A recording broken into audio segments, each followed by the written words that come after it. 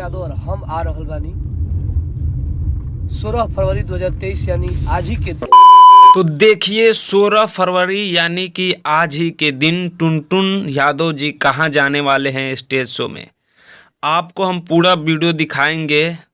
तो चलिए आप लोग को बता देते हैं कि टुनटुन यादव जी आज 16 फरवरी 2023 को कहाँ स्टेज शो में जाने वाले हैं। तो चलिए आपको वीडियो चला देता हूँ, आप लोग एक बार ज़रूर देख लीजिए।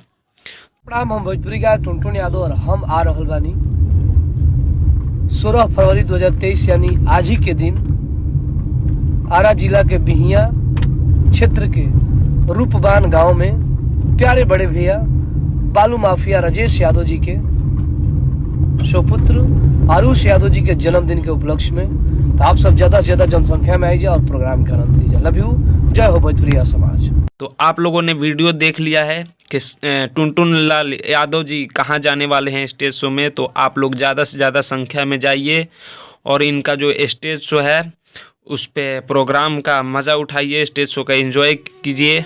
और ये था एक छोटा सा अपडेट। तो आप लोग हमारे चैनल पर नए हैं तो चैनल को सब्सक्राइब कर लीजिए। मिलते हैं आप सभी से नेक्स्ट अपडेट वीडियो में।